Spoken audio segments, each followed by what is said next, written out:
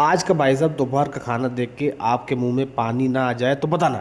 भाई साहब, दोपहर की गर्मी में, भाई साहब दुबई की गर्मी में इतनी गर्मी है यहाँ पे कि ना पूछो। जब आदमी थका आ रहा आता है ना, उसके बाद आपका मनपसंद भोजन आपको मिल जाए, ओ हो, उसका भाई साहब कहना ही क्या है।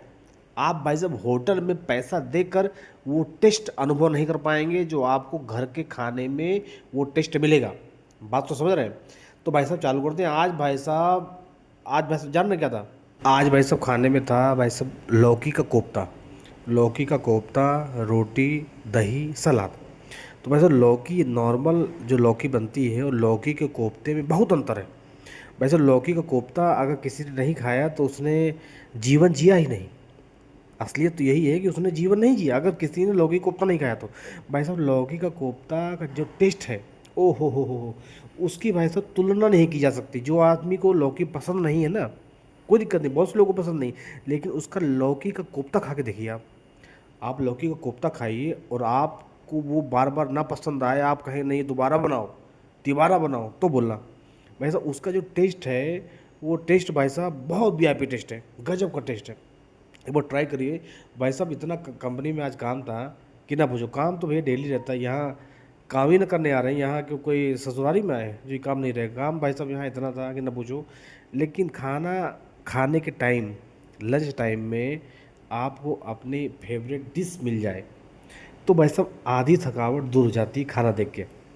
क्योंकि भोजन का डायरेक्ट संबंध है आपके दिमाग से। आप जितना बढ़िया भोजन करेंगे उतना बढ़िया दिमाग आपका काम करेगा। समझ रहे हैं? तो भाई साहब खाना देख के आधी टेंशन तो वैसे दूर हो जाती है, आधा स्ट्रेस वैसे दूर हो जाता है कि यार चलो बढ़िया भोजन करेंगे। समझ रहे हैं? और भोजन अच्छा करने के बाद फिर काम करने में भी थोड़ा इंटरेस्ट आता है, थोड़ा मज़ा आता है। समझ रहे हो बात को? स्पेशली यूएई में, दुबई में इज़ नॉट इजी। यहाँ पे काम इजी नहीं है। यहाँ पे पैसा भी, आप इतना घर से दूर रह रहे हैं और अगर घर का खाना दोपहर में मिल रहा है आपको, तो आप भाग्यशाली हैं। ये भाई साहब सबको नसीब नहीं है। समझ रहे हैं? ये सबको नसीब नहीं। आपको अगर घर का खाना मिल रहा है तो यू आर लकी। यहाँ पे भाई साहब जिनकी ड्यूटी 12 घंटे है ना, तो वो भाई साहब सपोज दैट की ड्यूटी 6 बजे से है, तो उनको भाई साहब 4 बजे उठना पड़ता है। 4 बजे उठ के वो नहा धो के अपना खाना बनाते हैं और नाश्ता करके आते हैं और दोपहर का खाना लेके आते हैं। सोचिए कितना संघर्ष है जीवन में।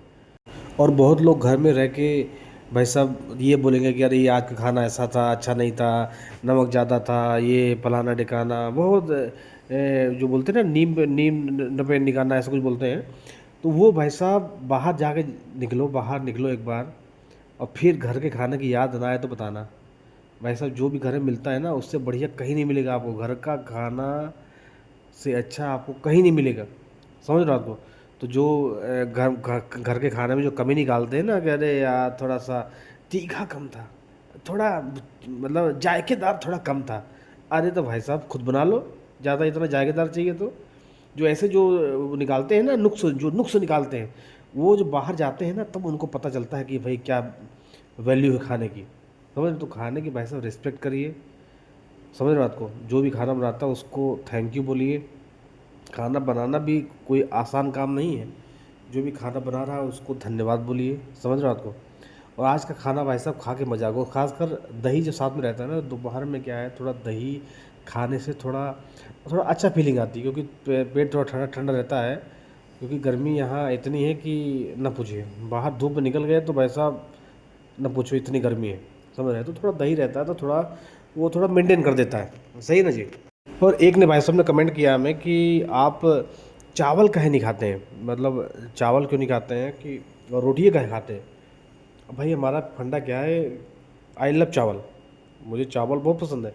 लेकिन कंपनी में क्या, थोड़ा चावल के लाने में थोड़ा तामझाम रहता है। थोड़ा मतलब क्या है कि वो शांति वगैरह नहीं बनता दाल सब्जी में।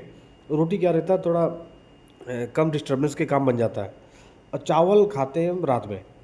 मैं रात में चावल खाता हूँ, दिन में रोटी सही। कभी कभार जैसे दिन में जैसे कुछ पुलाव वगैरह बन गया या कुछ वेज बिरयानी वगैरह बन गई तो वो लेके आ गए, लेकिन नॉर्मली रोटी ही मॉर्निंग में, मतलब दोपहर के खाने में चलता है। और रात में भाई साहब चावल तो ज़रूरी है। चावल एक टाइम भाई साहब नहीं मिला, मतलब कि मामला गड़बड़ है। जैसे एकादशी है, एकादशी वाले दिन हमारे यहाँ चावल नहीं बनता। तो उस दिन भाई साहब बड़ा मिस होता है यार, चावल होता तो कैसा रहता।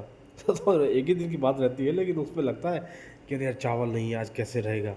चावल से ऐसा लगाव है कि ना पूछिए। तो दिन में भाई साहब हमारा रोटी वाला हिसाब किताब है, और शाम को हम चावल खाते हैं। सही ना जी। और और भाई साहब खाना खाने के बाद लास्ट में अगर मीठा हो जाए, ओ हो, उसकी तो भाई साहब कोई तुलना ही नहीं।